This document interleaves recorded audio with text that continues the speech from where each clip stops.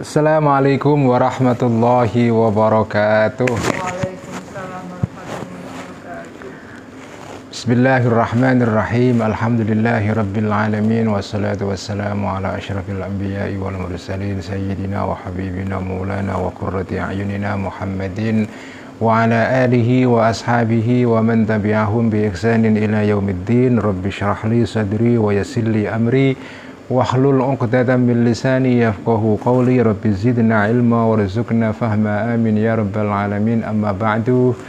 Teman-teman semua, mari kita ngaji Mishkatul Anwar seperti biasa setiap malam Rabu. Dan kita akan mulai ngaji ini seperti biasa dengan hadiah Al-Fatihah.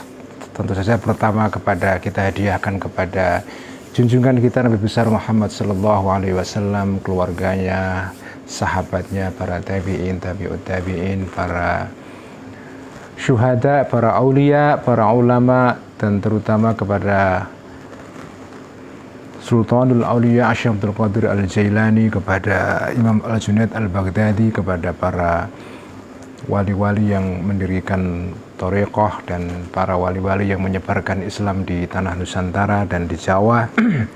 Kita hadiahkan Al-Fatihah kepada sahibil kitab Mishkatul Anwar Hujjatul Islam Abi Hamid Al-Ghazali. Kita hadiahkan Al-Fatihah kepada para pendiri negara ini, kepada para ulama kita yang mendirikan Jam'iyah Nahdlatul Ulama dan juga Jam'iyah Islam yang lain, kepada para kiai-kiai pendiri pondok, kepada orang-orang tua kita, guru-guru kita, saudara-saudara kita, dan teman-teman kita. Dan juga kita hadiahkan Al-Fatihah kepada sejumlah teman dan santri Ikhya yang pada hari-hari ini sedang isoman, sedang terkena COVID. Kita mintakan hadiah Al-Fatihah untuk kesembuhan kawan saya Kiai Nurul Huda, Kiai NH, yang sekarang juga masih dirawat di rumah sakit, juga kepada atau untuk adik ipar saya, adik iparnya Mbak Admin, yaitu Kiai Muhammad Reza yang sedang dirawat di Tuban, untuk keponakan saya, ponakannya Mbak Admin yang di Malang, Mas Naki, dan juga untuk Mas Bewok dan istrinya yang juga santri Ikhya yang hari-hari ini juga sedang isolasi mandiri, dan juga kepada teman-teman yang lain yang hari-hari ini sedang menderita dan berjuang dengan COVID ya. Dan juga kita hadiahkan Al-Fatihah untuk para dokter, para nakes kita yang sekarang ini sedang berjuang di front terdepan untuk melawan COVID ini. Dan hadiah Al-Fatihah juga kita bacakan supaya negeri kita ini segera dibebaskan dari COVID ya. Lahum jami'an al-Fatihah. A'udzubillahi minasyaitonirrajim. Bismillahirrahmanirrahim. Alhamdulillahi rabbil alamin arrahmanir rahim maliki yaumiddin. Iyyaka na'budu wa iyyaka nasta'in.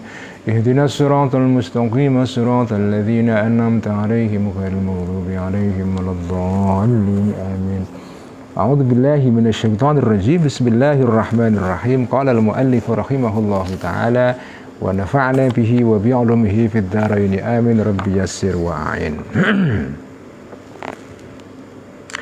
Kita akan ngaji kitab Mishkatul Anwar halaman 85 dalam edisi Darul Minhaj, atau dalam edisi Abdul Ala Afifi di halaman 68 ya, atau 67 ya.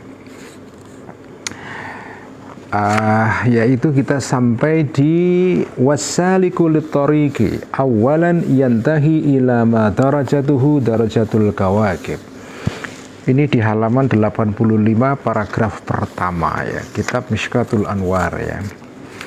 Wassaliku littariqi awalan yantahi ila ma darajatuhu darajatul kawakibi.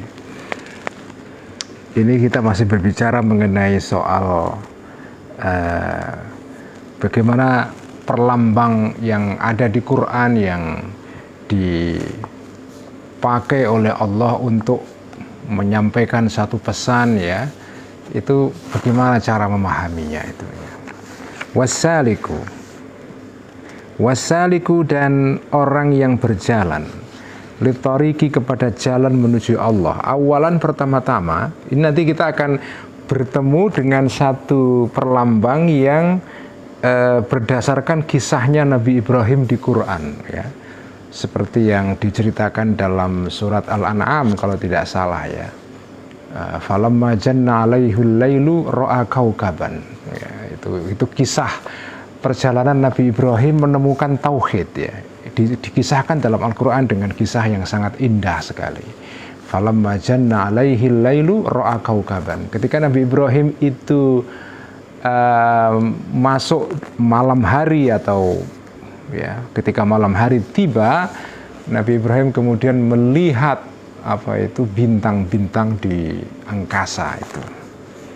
Kemudian ketika dia melihat bintang-bintang itu ya, itu saking kagumnya kemudian dia menganggap itu adalah Tuhan itu ya.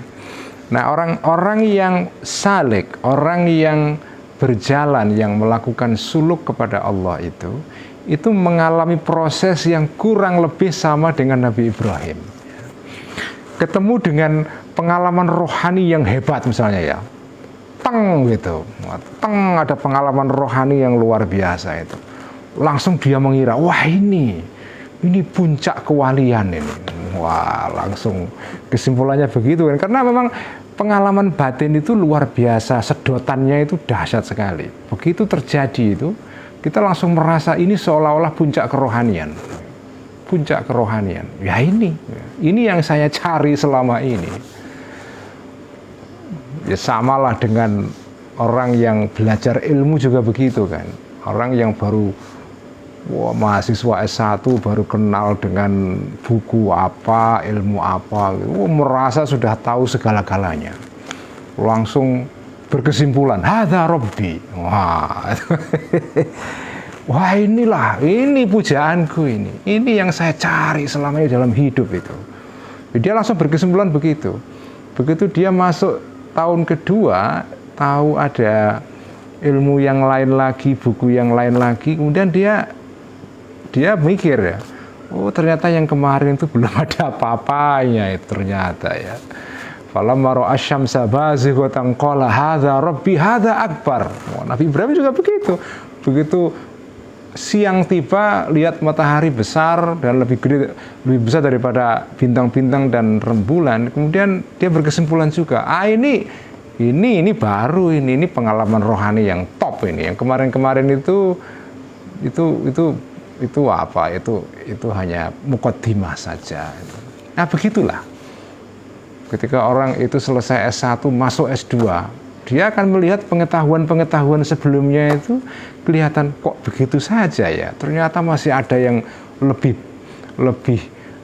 keren lagi pengetahuan itu. Nanti begitu S3 juga begitu. Nanti selesai makin belajar makin jauh, dia makin merasa oh ternyata ada yang lebih hebat lagi, lebih keren lagi, lebih indah lagi, terus begitu. Yaitu nurun ala nur, karena cahaya Tuhan itu sebetulnya nggak ada batasnya. Jenengan ketika melihat satu cahaya itu bisa saja berkesimpulan hadza rabbi, falamma afalat qala la uhibbul afilin. Itu begitu. Orang yang suluk kepada Allah itu mengalami peristiwa yang serupa dengan Nabi Ibrahim. Ketika mendapatkan pengalaman rohani, hadza rabbi. Begitu melewati pengalaman itu, kemudian dapat pengalaman yang lebih besar lagi. Falamma afalat qala la uhibbul afilin. Saya tidak suka ini dengan pengalaman yang seperti itu, yang hanya sementara saja. Saya kepingin yang lebih hebat lagi, terus begitu ya. Jadi begitu. Wasaliku, dan orang yang berjalan litoriki kepada jalan menuju Allah, awalan pertama kali, yantahi sampai ilama kepada suatu tingkatan level rohani. Darajatuhu, yang derajatnya level ini darajatul kawakibi, seperti derajatnya bintang-bintang di angkasa. Jadi ketika di Quran ada al-kawakib, ya, itu kan dalam kisah Nabi Ibrahim kan diceritakan al-kawakib, falamma ra'a kaukaban. Nabi Ibrahim melihat kaukab. Nah, maknanya apa? Apakah Nabi Ibrahim itu melihat bintang-bintang itu? Ya. Apakah makna bintang itu bintang yang fisikal itu? Atau bintang ini melambangkan sesuatu yang lebih dari sekedar bintang-bintang yang material itu, atau bagaimana? Nah, ini kita akan dijelaskan dalam bagian ini ya. Orang yang suluk kepada Allah itu pertama akan sampai kepada satu level rohani yang kira-kira kalau disepadankan, diperlambangkan itu seperti bintang-bintang. Bersinar, cuma sinarnya itu tidak sekuat rembulan ataupun matahari.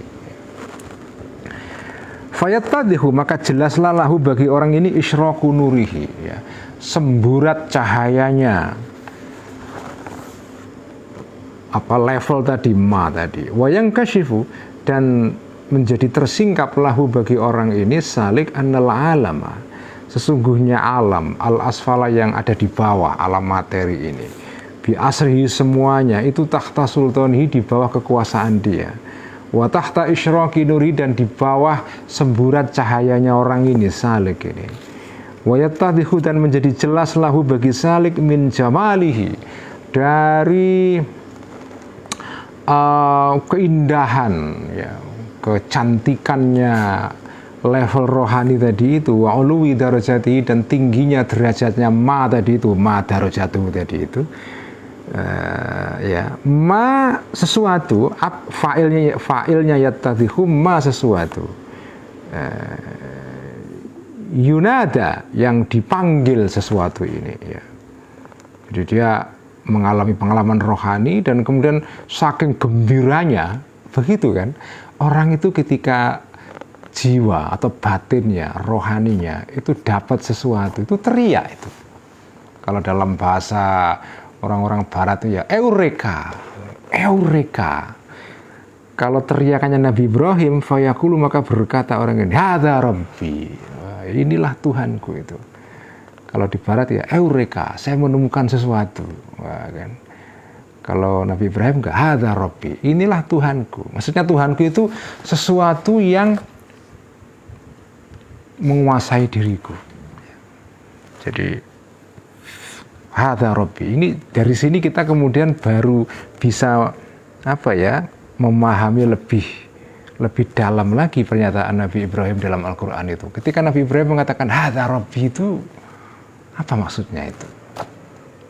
Apakah maksudnya itu Tuhan dalam pengertian ya pada umumnya itu Tuhan sesembahan, atau bagaimana ya?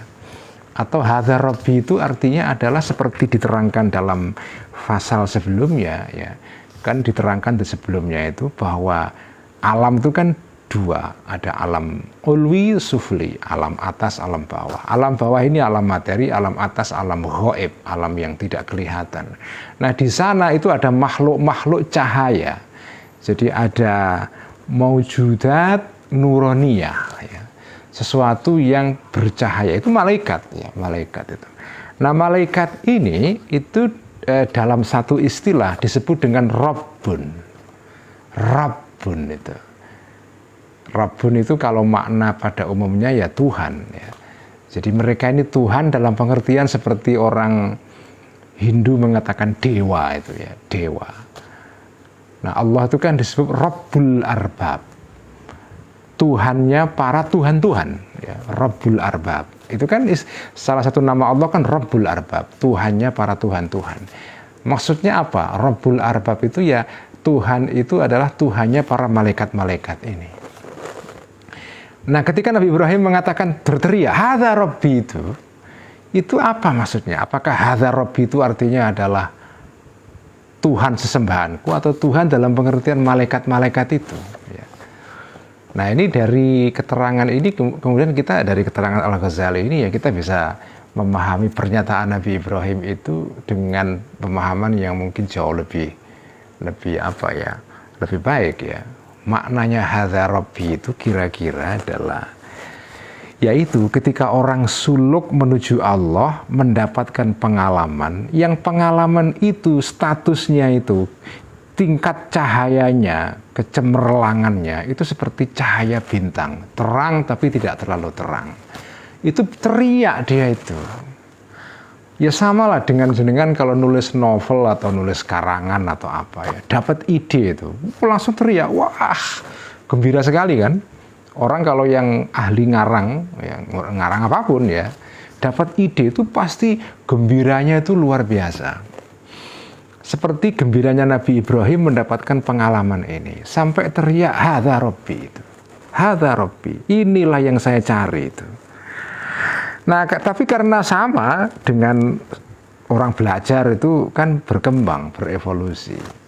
Semester 1, 2, 3, S1, S2, S3 kan begitu kan. Begitu dia sudah melewati satu level, itu level yang sudah lewat itu, yaitu tadi, seperti kata Nabi Ibrahim, falamma afalat qala la uhibbul afilin. Sudah lewat itu, ya ternyata gitu doang. Ternyata gitu doang ya. Begitu dia dapat buku yang lebih baik, yang lebih menjelaskan satu masalah dengan lebih terang benderang gitu. Buku yang sebelumnya, oh ternyata cuma gitu saja ya. Ini yang lebih keren buku ini itu ya. Terus begitu ya. Falamma afalat qala la uhibbul afilin. Manusia itu begitu. Pengalaman rohani juga begitu ya. Begitu sudah lewat kita naik tingkat itu, tingkat yang sebelumnya itu kelihatan rendah. Dan kita kemudian meninggalkan itu. La uhibbul afilin. Ini lebih keren yang sekarang. Yang kemarin itu pengetahuan yang terlalu simple, terlalu sederhana, terlalu reduksionistik. Nah, kalau bahasa ilmiahnya kan gitu. Terlalu menyederhanakan. Ada yang lebih kompleks. Dan manusia selalu mencari kompleksitas. Sesuatu yang lebih rumit. Karena Allah itu maha rumit. Allah itu maha rumit. Ya. Makanya disebut di dalam teorinya Ibnu Arabi ya, atau teori martabat 7 seperti yang berkembang di Nusantara melalui tarekat Sattariyah itu kan, martabat 7. Jadi martabat bagaimana Allah itu menampakkan dirinya kepada makhluknya. Jadi Allah itu dimulai dari martabat pertama itu yang disebut dengan martabat Allah ta'ayyun. Allah yang tidak bisa digambarkan. Atau yang dalam istilah para sufi yang mengikuti ajaran Ibnu Arabi disebut dengan al-ghaibul mutlak. Ya. Kegaiban yang mutlak. Itu martabat yang disebut dengan martabat ahadiyah itu. Nah, dalam martabat ini Allah itu rumit, nggak bisa difahami, ya, nggak bisa dikenal. Allah tidak punya nama, tidak punya sifat, ya, tindakannya belum kelihatan, ya. Dia masih rahasia yang serahasia-rahasianya. La ta'ayun, belum berupa sesuatu yang ada identitasnya, ya. La ta'ayun itu. La ta'ayun. Nah, manusia itu suluk itu nanti ujung akhirnya adalah martabat pertama ini, yaitu martabat Allah yang belum bisa diidentifikasi. Nah, martabat ini tidak bisa dijangkau oleh siapapun ya, nggak bisa. Tapi manusia itu menuju ke sana, kepinginnya. Ya, karena asal usul manusia itu kan dari sini ini, dari Allah ya. Manusia itu kan dari Allah, kita kembali kepada Allah, dilempar ke dunia dan kita rindu kembali kepada sumber awal kita, yaitu Allah itu. Karena itu manusia itu begitu, berjalan kayak Nabi Ibrahim itu, mengalami pengalaman spiritual. Falamma ra'a kaukaban qala hadza rabbi, falamma afala qala la uhibbul afilin. Melihat satu pengalaman rohani yang seperti bintang, teriak hadza rabbi. Begitu lewat, ternyata tidak Robi amat itu. Ada Robi yang lebih keren lagi. Falamma ra'al qamara bazighan qala hadza rabbi. Falamma afala qala la uhibbul afilin. Falamma ra'a syamsa bazighatan qala hadza rabbi hadza akbar. Begitu lihat matahari, sinarnya luar biasa, teriak lagi hadza rabbi hadza akbar. Ini pangeranku dan lebih besar daripada pangeran-pangeran sebelumnya. Maksudnya itu, ini pengalaman spiritual yang jauh lebih hebat. Lebih hebat daripada sebelumnya. Hadza akbar. Hadza akbar itu. Nah ini, kita dibantu oleh kitab Mishkatul Anwar itu untuk memahami perlambang-perlambang di Quran seperti itu. Ada bintang, ada rembulan, ada matahari. Maksudnya apa itu? Nah, kita dibawa kepada kisah Nabi Ibrahim itu. Kita dibawa ke kisah Nabi Ibrahim itu ya. Ini indah sekali ini kitab Mishkatul Anwar. Agak ngeluh tapi indah ya, agak ngeluh tapi indah. Karena ini mewakili perjalanan manusia dalam segala hal. Dalam segala hal. Manusia dalam segala hal itu meniru Nabi Ibrahim. Meniru Nabi Ibrahim. Yaitu apa? Berkembang rohaninya itu. Ya. Rohani itu bisa macam-macam. Rohani itu bisa bentuknya itu ya pengetahuan. Karena pengetahuan itu rohani. Tempat pengetahuan manusia itu di alam rohani. Alam goib, ya, bukan alam yang kelihatan ini. Ya. Kalau saya contohkan lagi, ini contoh yang saya gemari handphone, karena yang ada di sini hanya handphone saja itu. Ya. Handphone ini dalam bentuk materialnya ini, yang kelihatan bisa dilihat dengan mata. Ya. Ini bagian dari namanya alam sufli, alam bawah, alam syahadah, alam yang nampak itu. Ya.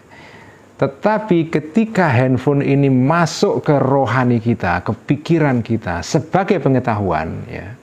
Jadi misalnya ini kan handphone ini ketika di depan kita lihat, dia adalah sesuatu yang menjadi bagian dari alam materi. Kita lihat kan.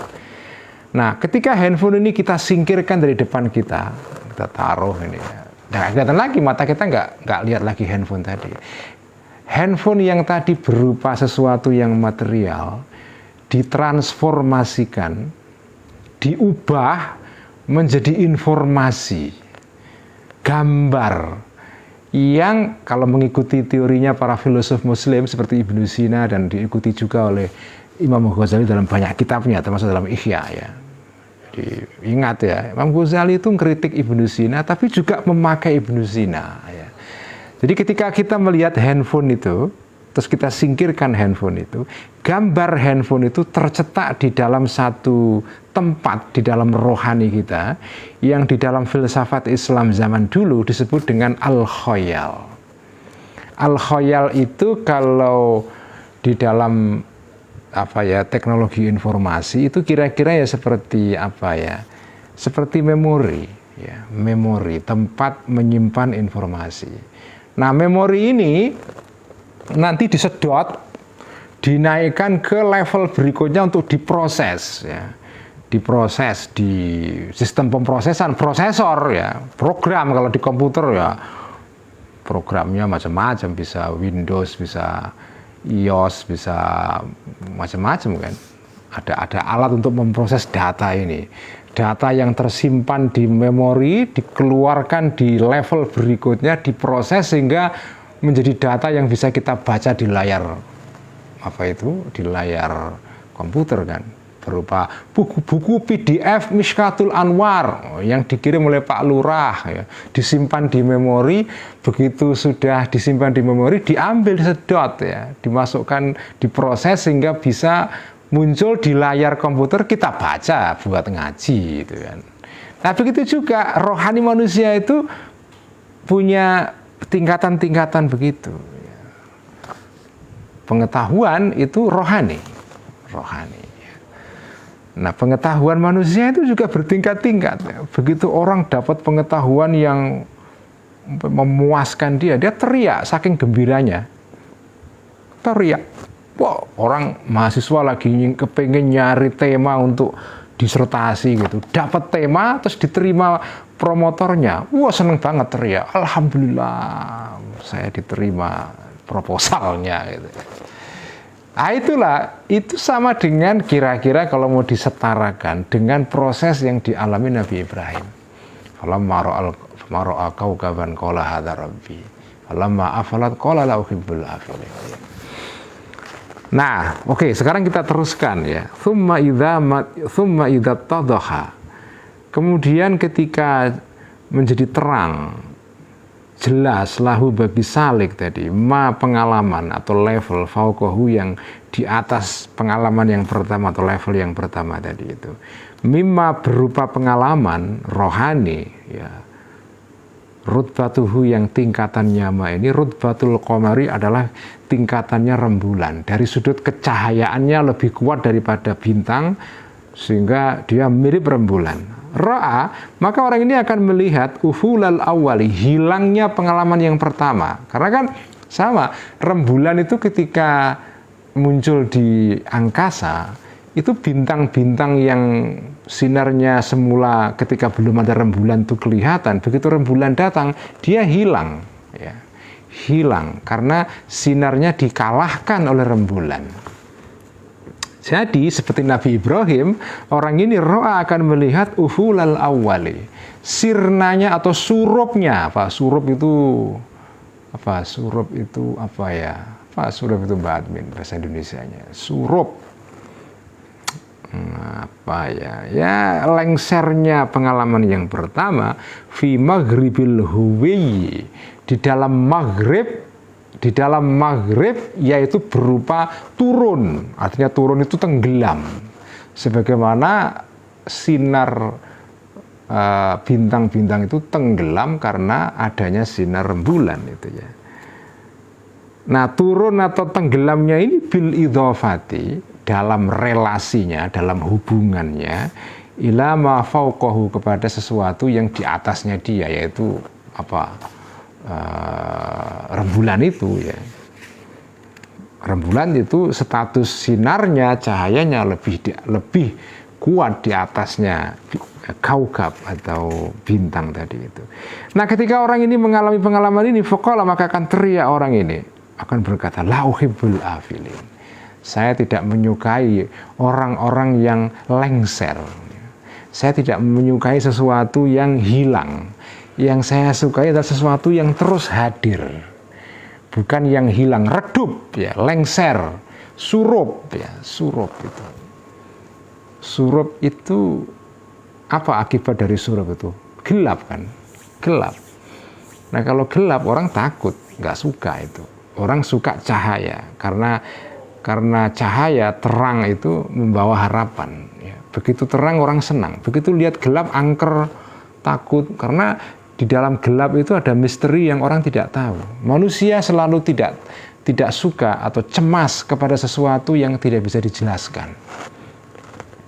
Ya, manusia itu wataknya begitu. Kalau ada sesuatu kok dia tidak paham, dia cemas sekali karena dia khawatir di situ ada sesuatu yang mengancam dia. Ya, contohnya kayak virus sekarang ini. Virus itu mencemaskan manusia bukan karena sekedar dia mengancam fisik kita, membuat kita sakit sampai meninggal ya. Tetapi juga virus ini misteri. Kenapa kok ada makhluk seperti ini? Nah, manusia bekerja keras untuk memahami itu. Nah, ketika dia paham, itu sama dengan cahaya itu. Jadi kayak ruang gelap menimbulkan kecemasan dan ketakutan pada orang yang takut gelap kan. Begitu terang masuk ke ruangan itu, dia senang. Alhamdulillah. Begitu kegelapan virus COVID ini bisa dijelaskan cara kerjanya, dipecahkan rahasianya, orang senang karena itu cahaya itu. Wa kadzalika, begitu juga ya taraqqa, naik terus orang ini, orang yang salik ini, yang suluk ini menuju kepada Allah ini, hatta yantahiya, sehingga sampailah orang ini ilama kepada suatu pengalaman rohani, pengalaman suluk ya, mithaluhu yang perlambangnya ma ini asyamsu adalah matahari, karena saking besarnya sinarnya itu, fayarahu, maka akan melihat orang ini kepada pengalaman ini akbaro sebagai pengalaman yang lebih besar, lebih hebat ya. Wa'ala dan lebih unggul itu, lebih unggul. Fayarahu, maka akan memandang orang ini, akan melihat orang ini kepada pengalaman ini sebagai qabilan, menerima atau bisa lil mithali, untuk dicontohkan, diperlambangkan ya. Binau'i munasabatin, dengan sebentuk atau sejenis munasabah, hubungan lahu bagi pengalaman ini ya, atau lahu bagi bagi pengalaman rohani yang analoginya seperti matahari itu, ma'ahu bersama misal ini. Ya.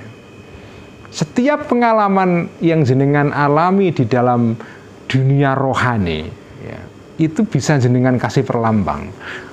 Ya. Contohnya kira-kira begini, ya. Pengalaman-pengalaman yang rahasia di dalam diri manusia itu bisa dicari untuk supaya bisa dikomunikasikan kepada orang lain, ya. Itu orang pasti akan berusaha mencari misal itu. Itu sebabnya kenapa bahasa manusia itu kaya dengan perlambang-perlambang, ya. Kalau ada gini, ya, ini penjelasannya sederhana. Jenengan itu kalau mengalami sesuatu yang kayak banjir, apa ya, datangnya langsung breng gitu, pengalaman yang luar biasa dahsyatnya, entah itu pengalaman kegembiraan atau kesedihan atau apapun, kalau datangnya itu apa ya, kayak banjir yang tidak bisa kita tolak, dahsyat sekali, itu biasanya kita akan susah untuk membahasakan itu. Misalnya jenengan sedang sedih, sesedih-sedihnya, atau sedang gembira, segembira-gembiranya, itu orang pasti kalau sedih kelihatan mukanya sedih, kalau gembira kelihatan gembira wajahnya, ya. Dan orang ini berusaha untuk menyampaikan, mengkomunikasikan perasaannya ini, tapi dia nggak bisa. Orang nggak bisa. Akhirnya apa yang dilakukan? Dia hanya, saya nggak bisa menyatakan kegembiraan saya ini. Saya misalnya orang lagi diterima dapat beasiswa S3 sekolah di Amerika gitu, daftar diterima dapat beasiswa penuh gitu, gembiranya luar biasa. Pasti dia ketika cerita dengan temannya, saya gembira sekali, tapi saya nggak bisa menggambarkan perasaan saya. Nah, yang bisa dia lakukan adalah mencari perlambang. Kira-kira itu kegembiraan saya seperti ini, seperti orang yang sedang mendapatkan sesuatu atau jodoh yang seperti dicari, dibayangkan dapat jodohnya itu. Tapi apakah perlambang ini bisa, misal ini ya, ini bisa mewakili seluruh perasaan saya? Enggak, pasti enggak. Tapi sebagian terwakili karena ada munasabah tadi itu. Ini teori misal di dalam ajaran Al-Ghazali itu adalah kata kunci adalah munasabah, keserupaan. Ya. Saya gembira sekali dapat beasiswa sekolah S3 di Amerika. Saya nggak bisa menggambarkan kegembiraan saya. Kegembiraan saya itu kira-kira seperti seorang yang mendambakan gadis atau gadis mendambakan seorang cowok dan berhasil menikahinya. Kira-kira begitu. Nah, itu namanya misal. Misal atau perlambang pasti tidak bisa menggambarkan seluruhnya sesuatu yang digambarkan itu, yang dimisali, ya, yang diperlambangi. Ya. Tapi tetap bisa menyampaikan sebagian. Kenapa? Karena di antara keduanya ini ada munasabah. Ada hubungan antara misal dengan yang dimisali, antara perlambang dengan yang diperlambangi. Nah, begitu juga perlambang itu jadi kemarin kan dikatakan dalam kitab Mishkat kan, perlambang itu diambil dari sesuatu yang ada di sekitar kita ini. Artinya sesuatu yang material. Ya. Karena perlambang itu kan tujuannya untuk memudahkan supaya difahami isi pesan yang dibalik perlambang itu. Nah, yang paling mudah ya untuk memahami ya diambil misal perlambang itu dari hal-hal yang ada di sekitar kita dalam kehidupan sehari-hari ya. Ya entah, ya itulah misalnya kayak alisnya seperti bulan sabit. Keindahan alis itu kan tidak bisa ada orang jatuh cinta kepada perempuan dan dia tidak bisa menggambarkan kecantikan perempuan itu. Dia hanya bisa menggambarkannya dengan perlambang itu. Alisnya seperti bulan sabit. Bulan sabit itu sesuatu yang nampak bisa kita lihat kan. dia berasal dari alam sufli ini, alam bawah ya. Artinya dia sesuatu yang bersifat material untuk menggambarkan sesuatu yang tidak material, yaitu apa? Keindahan dan kecantikan. Yang itu konsep ya. Itu kan konsep. Konsep itu nggak bisa diindera, nggak bisa dilihat. Dia bisa digambarkan melalui perlambang, diwakili melalui suatu analogi. Jadi perlambang itu ada di bumi, makna yang mau disampaikan melalui perlambang itu adanya di langit, di alam rohani, alam al-ghaib, perlambang alam syahadah. Kenapa ini perlambang kok bisa mewakili makna yang ada di langit itu, di langit rohani ya? Karena di antara keduanya ada munasabah, ada kemiripan itu ya. Inilah secara garis besar teori tentang metafor di dalam ajaran Imam Ghazali. Baik, ini jam berapa sekarang?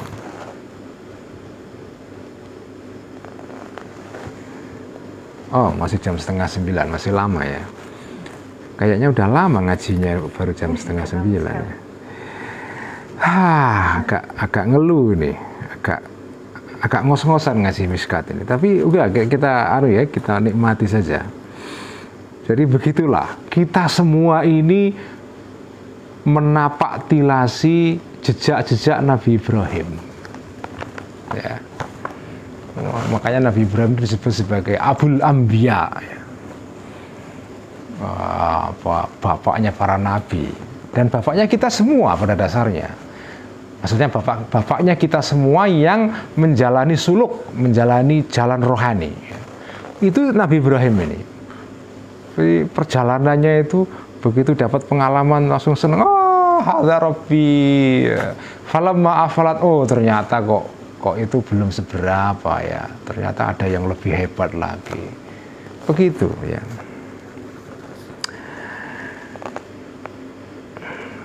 Wal munasabatu ma'adzin naqsi naqsun wa ufulun aidon ya. Wal munasabatu, dan munasabah tadi itu hubungan, kemiripan tadi itu. Ma'adzin naqsi, bersama sesuatu yang punya kekurangan. Jadi kalau misalnya tadi kan dimisalkan kan, pengalaman rohani yang seperti bintang. Nah, bintang itu mengandung kekurangan, yaitu apa? Bintang itu kekurangannya adalah cahayanya tidak kuat. Begitu ada rembulan yang cahayanya lebih kuat, cahaya bintang hilang. Nah, sesuatu yang dilambangkan oleh bintang itu juga punya kekurangan yang sama. Yaitu apa? Ketika muncul pengalaman rohani yang lebih hebat, pengalaman sebelumnya ini hilang. Seperti hilangnya bintang tadi itu. Itu maknanya ini. Wal munasabatu ma'adzin naqsi naqsun wa ufulun aidon. Dan munasabah, kemiripan itu, ma'adzin naqsi, bersama sesuatu yang punya kekurangan, seperti bintang tadi itu, bintang terhadap rembulan atau rembulan terhadap matahari ya. Naqsun itu juga kekurangan juga, artinya punya kekurangan. Wa ufulun, dan punya kelengseran, kesurupan, surup itu. Bukan kesurupan itu artinya kemasukan roh jahat, enggak ya. Kesurupan dalam artinya surup itu, maghrib itu loh, surup ya. Aidon juga.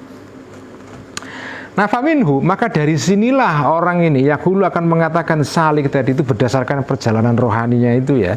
Seperti Nabi Ibrahim ya, ketika dia melihat matahari, maksudnya pengalaman rohani yang lebih hebat itu ya. Maka dia akan mengatakan wajjahtu wajhiya lillazi fataras samawati wal ardha hanifan.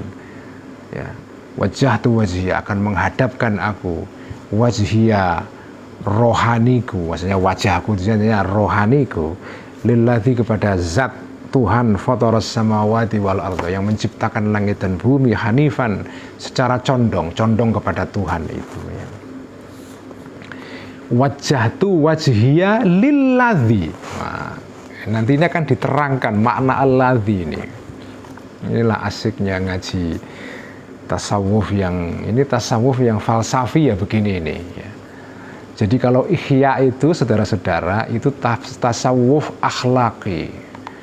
Tasawuf yang bersifat akhlak, artinya ya tindakan praktis bisa dipraktekkan langsung karena akhlaki ya. Nah, yang Mishkatul Anwar ini itu tasawuf falsafi, tasawuf yang berupa gagasan, berupa pikiran, ya, berupa teori. Nah, dua-duanya penting. Ya. Tentu saja yang lebih penting tasawuf akhlaki, karena tujuan tasawuf falsafi itu ya akhlaki. Jenengan tidak ada gunanya belajar tasawuf falsafi kalau tidak tembus di dalam amal sehari-hari, yaitu apa? Akhlak. Karena tujuan orang berislam, beragama, beriman itu ya hidup yang baik, hidup secara moral.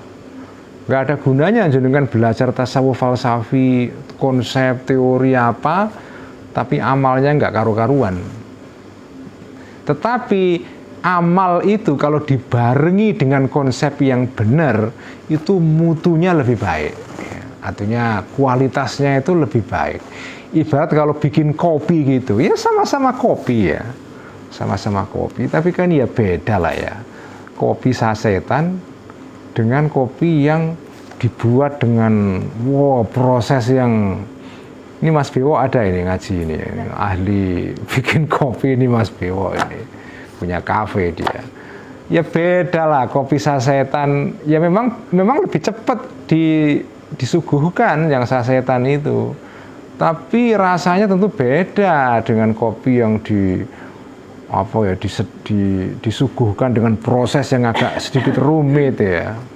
Bahkan dari sejak nyangrainya bagaimana itu ya, tingkat kematangan dan segala macam.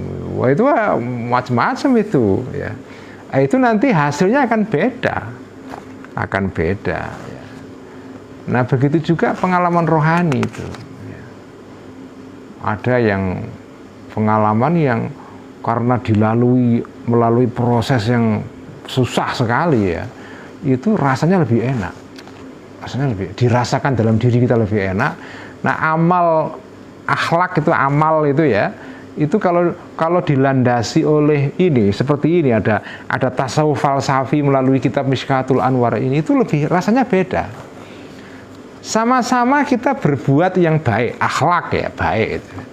Tapi yang satu itu tidak ada proses seperti ini, tidak melalui ngaji Mishkatul Anwar. Itu kira-kira akhlak yang ini misal juga ya, akhlak yang seperti itu kira-kira ya kayak kopi sasetan lah ya.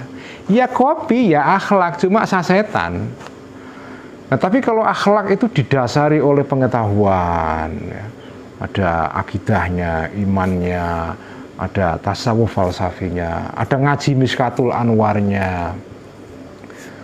Wah, itu lain. Itu kayak kopi yang diseduh dengan cara yang jelimet ya. Dinikmati prosesnya. Itu rasa kopinya beda. Jadi jenengan itu kalau menjadi orang muslim berakhlak baik dan melalui proses seperti ini ya, itu jenengan akan seperti kopi yang kualitasnya bagus sekali, kopi yang berkualitas. Kalau jenengan beramal baik, akhlak baik, tapi ya asal-asalan ya kira-kira jenengan ini muslim sasetan, kira-kira gitulah. Muslim tapi yang kualitasnya itu sasetan. Nah, ini kalau sudah sampai kepada pengalaman yang paling tinggi, orang ini akan sampai kepada ini, pengalaman atau level yang dialami Nabi Ibrahim. Ketika Nabi Ibrahim itu sampai kepada puncak ketauhidan yang paling tinggi, dia mengatakan wajjahtu wajhiya lillazi fataras samawati wal arda hanifan. Aku arahkan diriku kepada sumber kebenaran, pencipta langit dan bumi. Maksudnya sumber kebenaran. Aku arahkan ke sana, aku condongkan hanifan, aku condongkan diriku ke sana. Yang lain-lain nggak penting itu. Jadi kalau orang sudah sampai kepada kebenaran yang paling tinggi, itu langsung, ya Allah, ini ternyata sejatinya sesuatu yang saya cari ini. Aku ingin condong ke situ. Yang lain-lain semua nggak penting itu. Nah, Nabi Ibrahim itu menggunakan redaksinya lillazi. Aku condongkan diriku kepada alladzi. Alladzi itu misteri dalam bahasa Arab itu. Karena alladzi itu artinya yang gitu loh. Nah kalau jenengan bilang, ini mari kita renungi sedikit ya, agak ngeluh dikit tapi ini asik ya. Alladzi itu artinya yang. Kalau dalam bahasa Inggris itu which atau that atau who ya, sesuatu yang itu. Lilladzi, kepada sesuatu yang. Yang itu apa maknanya itu? Yang itu apa? Misteri. Alladzi itu apa? Nggak bisa digambarkan, nggak bisa dimisalkan. Karena itu Nabi Ibrahim itu ketika sampai kepada pengalaman rohani yang paling puncak ini, dia gagal untuk mencari perlambang. Kalau pengalaman yang tadi itu yang masih di bawah tadi itu, rembulan, bintang, matahari, itu masih bisa diperlambangkan itu, karena pengalaman ini masih bisa diidentifikasi, masih ada, kalau pakai istilahnya Ibnu Arabi ya, itu masih ada ta'ayyunnya, ada identitasnya. Tapi begitu sampai naik sampai ke puncak kebenaran itu susah dicari perlambangnya. Itulah martabat pertama dalam teori martabat 7 yang kalau di Sunda itu, ya ini Ajengan Aki ada ini ya. Ajengan Aki. Ini kalau di Sunda itu ajaran martabat 7 itu dibawa dari Aceh sana, dari Syekh Abdul Rauf Singkel di Aceh ya. Baiat Thariqat Sattariyah, namanya Kiai atau Syekh Abdul Muhyi Pamijahan Tasikmalaya, yang makamnya di tempat peziarahan di Tasikmalaya. Yang katanya kalau dulu santri-santri Cipasung kalau khataman kitab apa Jam'ul Jawame gitu, itu khatamannya di makamnya Syekh Abdul Muhyi Pamijahan ini ya. Nah ini Syekh Abdul Muhyi Pamijahan itu membawa ajaran namanya martabat 7. Belajarnya dari siapa? Dari Syekh Abdul Rauf Singkel di Aceh sana ya. Nah Syekh Abdul Rauf dari mana belajarnya? Dari gurunya di Madinah, namanya Ibrahim Al-Qurani, Imam Ibrahim Al-Qurani ya. Itu salah satu sumber Thariqat Sattariyah di Madinah dulu. Pada abad berapa? Abad 17, 1600-an. Ya. Nah, itu dibawa ke Jawa Barat. Nah, dalam teori martabat 7 itu dikatakan, martabat 7 itu hanya teori tentang martabat maujud. Sesuatu yang ada ini, itu ada martabat-martabatnya. Yang paling tinggi wujud itu adalah wujud Allah pada martabat pertama. Yang disebut dengan martabah la ta'ayyun, al-ghaibul mutlak, kegaiban mutlak yang tidak bisa digambarkan. Karena itu Nabi Ibrahim ketika sampai kepada pengalaman ini nggak bisa dia cari perlambangnya apa. Matahari nggak bisa, rembulan nggak bisa, bintang nggak bisa. Semua perlambang ketika kita sampai ke martabat pertama ini, martabat namanya saja martabat la ta'ayyun, yang unidentifiable ya, unidentifiable, yang tidak bisa diidentifikasi ya, karena nggak bisa diidentifikasi ya nggak bisa dicari perlambangnya. Karena itu Nabi Ibrahim mengatakannya wajjahtu wajhiyya lilladzi, kepada yang itu apa? Gaib, la ta'ayyun, nggak bisa digambarkan itu. Makanya kalau kita sholat kan ada doa iftitah ya, itu kan ya, ini doa iftitah. Sholat kita itu kan dimulai dengan doa iftitah ini ya. Wajah tuh, kalau jenengan pada saat sholat membaca doa ini ya, wajah tuh wajhiyya lilladzi fataras samawati wal arda hanifan muslima wa ma ana minal musyrikin. Ingatlah Nabi Ibrahim. Jadi jenengan kalau pada saat sholat baca doa iftitah di rakaat pertama itu jenengan usahakan ingat Nabi Ibrahim ketika dia sampai kepada pengalaman rohani paling puncak dan gagal mencari perlambang, sehingga dia hanya bisa mengatakan lilladzi, aku condongkan diriku kepada yang menciptakan langit dan bumi, kepada yang itu apa? Yang itu apa? Ya. Makanya dalam konsepsi orang Jawa itu kan Tuhan itu ya digambarkan Sang Hyang Yang itu apa? Gaib. Ya, yang. Nah ini illadzi itu yang itu apa? Nggak jelas ya. Gaib. Ya. La ta'ayyun, al-ghaibul mutlak. Martabat yang dalam ajaran martabat 7 disebut dengan martabat ahadiyah. Ya. Ahadiyah itu. Nanti di bawahnya ahadiyah ada martabat namanya wahdah. Nanti di bawahnya lagi wahidiyah. Ya. Nanti ada alamul arwah, alamul mithal, alamul ajsam, dan seterusnya. Wa makna alladzi itu apa? Maknanya yang itu apa? Yang itu apa? Nah, isyaratun adalah isyarat mubhamatun yang rahasia. Memang alladzi itu isyarat, itu petunjuk, itu signifikasi dalam teori semiotika itu ya. Itu signifikasi, proses menunjuk sesuatu. Signification ya. Menunjuk sesuatu yang cuma mubhamatun, yang rahasia, yang tidak jelas. Karena yang ditunjuk juga rahasia. La munasabatalah, yang tidak ada kemiripan laha bagi isyarah ini. Tuhan itu nggak ada munasabahnya. Susah digambarkan Tuhan pada level martabat pertama ini loh ya, martabat ahadiyah. Nanti kalau Tuhan di level bawahnya lagi, martabat kedua yaitu wahdah atau martabat ketiga wahidiyah, itu bisa dicari munasabahnya. Tapi Tuhan pada level martabat pertama yaitu wahidiyah ya, atau ahadiyah itu tidak ada munasabahnya. Itu Tuhan yang dalam istilah bahasa Inggris disebut dengan ineffable, yang tidak bisa dikatakan ya, ineffable ya. Ineffable. Misteri. Tuhan sebagai misteri mutlak gitu ya. Makanya hanya bisa dikatakan alladzi ya. Makanya puncak nama Tuhan itu kalau di dalam ajaran Ibnu Arabi itu bukan Allah ya. Allah itu masih identifikasi itu. Puncaknya apa? Huwa. La ilaha illa huwa. Itu kan di dalam kitab Mishkat sebenarnya kan begitu. La ilaha illa huwa.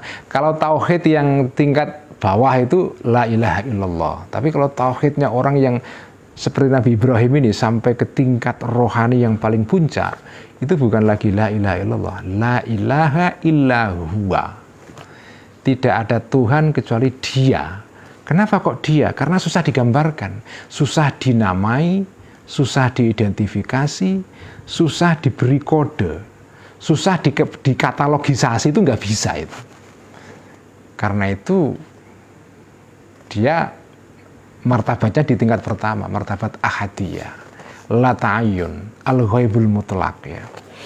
Ini ilmu agak tinggi ya, tapi ya sekedar untuk tahu saja. Tapi kalau jenengan bisa mengalami ini sebagai pengalaman rohani, karena ini saya ngomong begini kan hanya menceritakan apa yang dialami oleh Imam Ghazali. Kalau Imam Ghazali pernah ngalami, saya yakin 100% beliau pernah ngalami ini. Tapi kalau saya 100% saya nggak pernah ngalami. Saya hanya cerita saja. Saya bisa menceritakan, tapi saya nggak pernah ngalami ini. Nah kalau di antara santri Mishkat ini ada yang bisa ngalami, alhamdulillah ya. Minimal saya dapat komisi ganjaran karena menyampaikan informasi ini kemudian diamalkan. Kalau saya belum pernah ya.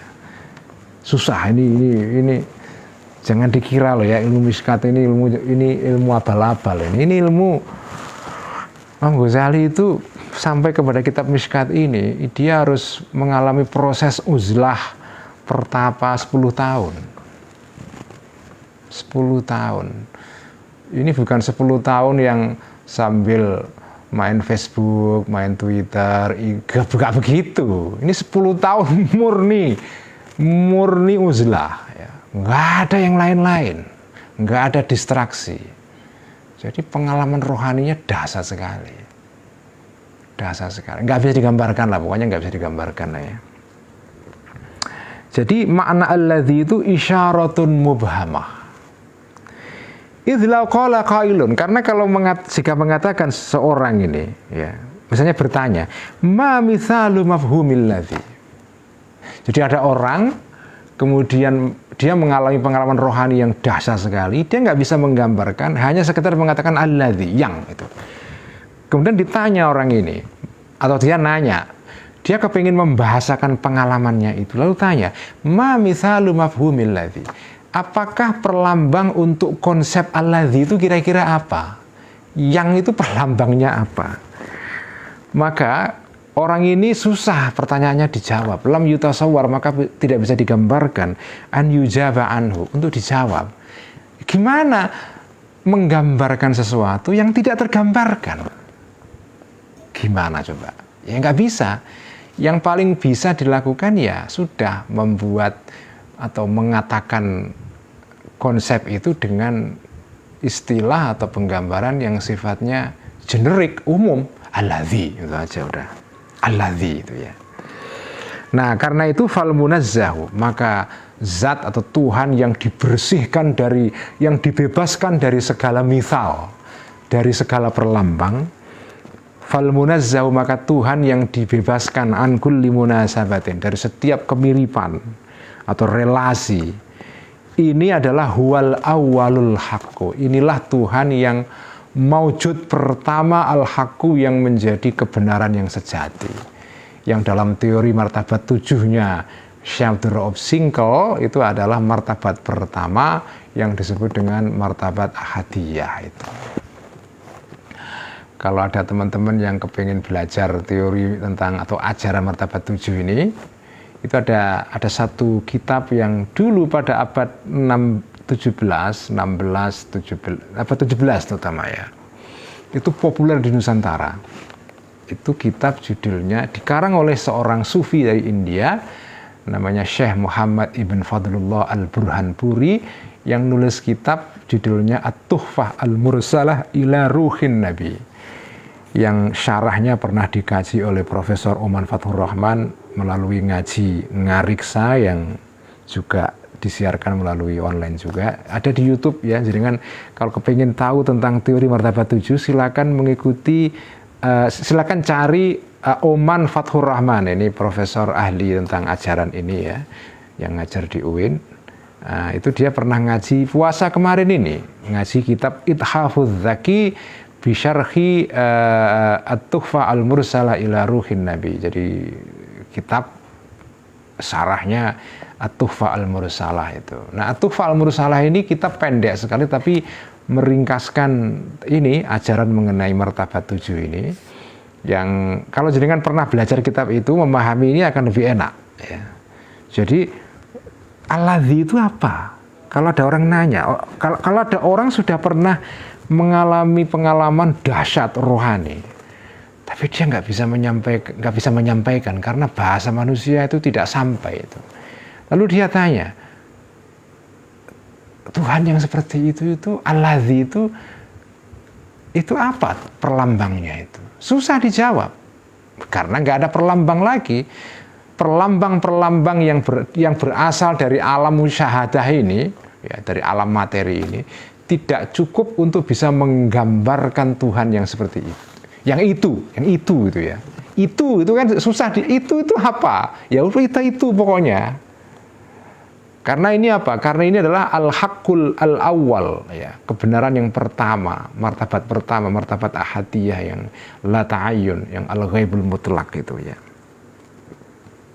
Wa kadzalika, begitu juga lamma qala, ketika berkata ba'dul Arabi, sebagian orang-orang Arab Badui, artinya Arab yang sederhana pikirannya ya. Mereka ini bukan orang yang canggih, yang mengenal peradaban besar, enggak, orang Arab sederhana, bertanya kepada Rasulullah, kepada Rasulullah sallallahu alaihi wasallam. Apa pertanyaan Arab ini? Manisbatul ilahi. Apa perlambang? Kalau makna harafiahnya manisbatul ilahi. Apa relasi Tuhan itu? Maksudnya apa relasi itu? Kalau Tuhan itu mau direlasikan dengan sesuatu yang menampak ini, yang material di dunia ini, kira-kira relasi jenis apa? Atau kalau memakai bahasa filsafat sekarang, modalitas apa yang bisa dipakai untuk menggambarkan Tuhan yang seperti ini apa? Modality atau modalitas. Artinya sesuatu yang di bumi ini, barang-barang yang kelihatan secara fisikal ini, kalau mau dijadikan sebagai perlambang untuk Allah, ini barang yang mana? Ini pertanyaan Arabi itu ini. Ini pertanyaan sederhana tapi keren banget. Ini orang desa tapi pertanyaan ala orang kota ini. Ini orang desa tapi pertanyaannya rumit ya. Manisbatul ilahi. Apa kira-kira perlambang untuk Tuhan itu? Kanjeng Nabi, saya ini kan orang sederhana, orang kampung, nggak pernah sekolah, nggak pernah kuliah di IAIN ya. Ini kalau Tuhan itu mau digambarkan dengan sederhana itu gimana kira-kira Kanjeng Nabi? Ya. Itu maksudnya pertanyaan ini. Manisbatul ilahi. Nah, ketika Nabi ditanya begini, ya beliau mungkin juga bingung juga gimana ya. Gimana mencari penggambaran untuk Tuhan ini ya, untuk orang yang sederhana, wong desa, kampung sederhana yang tidak canggih pikirannya, tapi dia kepengen menjangkau Tuhan. Sementara orang sederhana seperti ini itu hanya bisa paham kalau dikasih perlambang, dikasih metafor, dikasih analogi. Nah, sesuatu yang mau dijelaskan ini sesuatu yang tidak bisa dianalogikan. Terus piye? Juk piye itu ya. Maka nazala turunlah fi jawabi, di dalam menjawab pertanyaannya Arabi ini ayat qul huwallahu ahad. Ini ayat dalam surat Al-Ikhlas ini sebetulnya jawaban atas pertanyaan orang kampung ini. Manisbatul ilahi. Turun ayat qul huwallahu ahad. Allahus samad. Lam yalid wa lam yulad wa lam yakul lahu kufuwan ahad.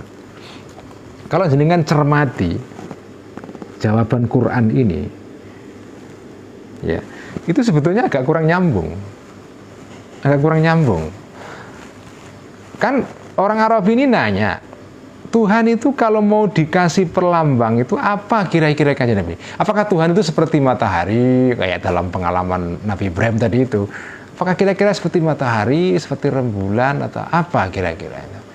Nah, ayat ini karena ini orang kampung ya, mau dikasih penjelasan apapun susah. Sudah, jawabannya itu agak belipir itu. Makanya jawabannya qul huwallahu ahad. Allah itu satu. Ini kan bukan jawaban perlambang ini. Belipir, tapi yang penting memahamkan kepada dia ya. Tuhan itu satu, Tuhan itu as-samad, tempat untuk kembali. Kalau kita manusia butuh apa-apa, kembali kepada Tuhan.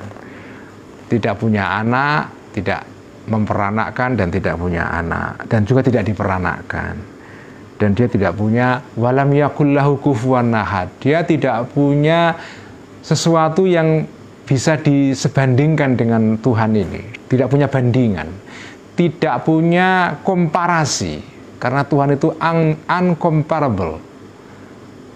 Tuhan itu uncomparable, tidak bisa dibandingkan dengan apapun. Jadi jawabannya sebetulnya tidak nyambung dengan pertanyaannya Arabi, tapi jawaban yang belipir karena untuk memahamkan kepada dia. Nah, makna jawaban dalam dalam surat Al-Ikhlas ini, makna jawaban ini adalah anna taqdisa wa tanziha anin nisbati nisbatuhu. Wah, ini keren banget ini ya. Anna taqdisa, sesungguhnya menyucikan Allah dari segala perlambang, watanziha, dan membebaskan Allah dari segala perlambang. Nisbati, dari perlambang, dari nisbah, dari relasi. Itulah nisbatuhu, nisbahnya Allah, perlambang Allah itu. Jadi bahwa Allah tidak punya perlambang, itulah perlambangnya. Nah, ngeluh kan? Jadi makna surat Al-Ikhlas itu qul huwallahu ahad sampai akhir tadi itu, maknanya itu kalau mau diperas gitu. Ini pemahaman Al-Ghazali yang saya kira keren banget ya. Makna surat Al-Ikhlas itu adalah bahwa Allah itu tidak bisa diperlambangkan, tidak bisa dicari analoginya, tidak bisa dicari metafornya. Itulah metafor bagi Allah itu. Itulah perlambangnya Allah itu. Bahwa Allah tidak punya perlambang, itulah perlambangnya.